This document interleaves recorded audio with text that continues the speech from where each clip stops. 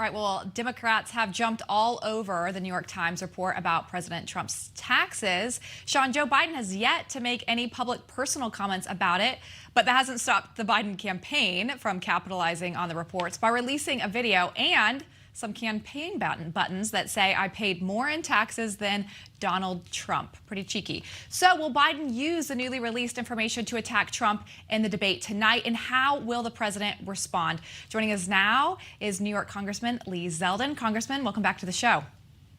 Always good to be with you both. All right, Congressman. Lindsay just, laid that out pretty well. If you were advising Biden, and clearly you're not, what would you tell him? I mean, he hasn't commented on this. So what should he say, and how should he say it or not when it comes to the president's taxes? I would expect his attack to be in line with those of his supporters. Many in the media, they've been trying to claim that the president didn't pay basically any taxes at all.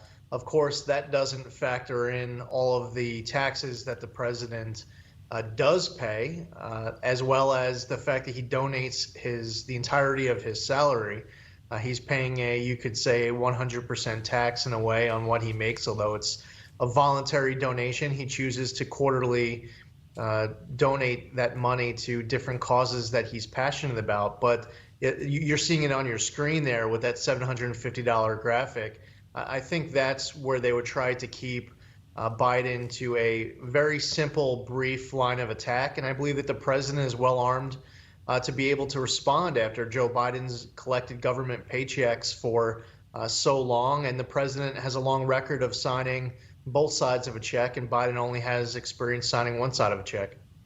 You know, Nancy Pelosi, she's already come out, tried to make this a national security issue. I want to play a soundbite for you real quick. This president appears to have over $400 million in debt, 420, whatever it is, $million in debt. To whom? Different countries? What is the leverage they have? So for me, this is a national security question. Congressman, is this a national security question? Everyone is getting pretty tired of 3.5, 4 years of these conspiracy theories that the president is colluding with Russia, he's beholden to Russia, and people are, they see Speaker Pelosi once again with another tinfoil hat on, and I think that the average American's done with the game, and it really doesn't want to play along. I certainly don't want to play along, but if you want to go down that route, and you're going into a debate like tonight, you might hear the name Hunter Biden mentioned and a whole bunch of trips on Air Force Two flying around, and the Biden dirty money family scheme making money in Ukraine, China, and elsewhere is one that the facts are actually there in front of us, as opposed to having to come up with any type of a conspiracy theory on the Trump example.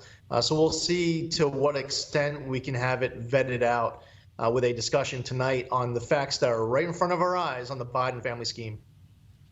You know, the funny thing is, Trump got rich and then went into government. Biden went into government and then got rich. It's kind of an interesting parallel that if I were the president, I'd play that up saying, you can talk about the taxes that I may or may not have paid, but basically it was the scheme that you and Congress set up that I played by. But Congressman, that gets to the question I want to ask you, which is, I asked you tongue-in-cheek a moment ago about what you tell Biden. If the president were to ask you, how should he respond or not? Should he pivot on it? Should he explain, that he paid the taxes according to the system set up? Should he pivot back to Hunter Biden? What should his response be if Biden and or Chris Wallace as the moderator come after him?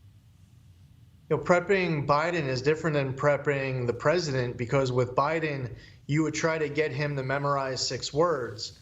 Where you can have a conversation with the president, he can go into the debate, remembering 8 different points that you brought up. And I believe that the president's experience, as I mentioned earlier, signing both sides of checks, as well as talking about all of the jobs that he's created, all of the taxes that he's paid in so many different ways, whether it's through his business, it's real estate, it's helping others with incomes that they're then paying into the system. The president should not be shy at all of his business background. And as you just pointed out, Joe Biden had 47 years working in government, and then he leaves government and starts making more money. Meanwhile, Nancy Pelosi is still in government, but due to her work and that scheme on their end, I mean, she's gotten herself pretty wealthy with what he has going on with her husband. You know, Congressman, some have said that Joe Biden is kind of the underdog in this debate. But Politico, I think they have it right. They came out with a headline saying Trump, not Biden, is being underestimated going into tonight's debate. What do you think that we're going to see tonight?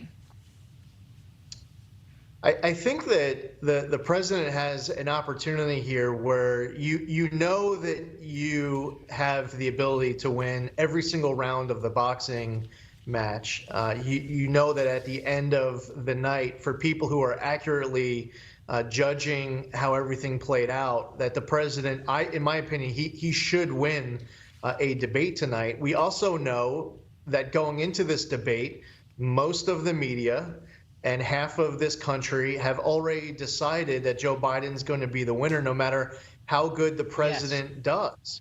I would tell the president not to give even an inch to Joe Biden. I wouldn't want to win, all but 2 rounds. I would suggest just being on offense and confident and leaning into what you've accomplished, what you want to accomplish, and Joe Biden's record, and not really sit back and take 5 minutes off. Joe Biden, you might see stretches where it almost seems like he's taking 25 minutes off. I would recommend to the president not taking 30 seconds off. I actually think what you just said, I hope the Trump campaign hears this before the debate, because I think you're absolutely right. He needs to go after Joe Biden's record or lack thereof, his lack of accomplishment, his time in Washington, his making up. But the president has a strong record to run on, Congressman, and I think you're absolutely right. Don't give an inch to them. Don't give the media anything to go after them, because they're already waiting to do it. So I think your advice is spot on. I hope they take it. I hope we can have you back and do some post-analysis in the next few days.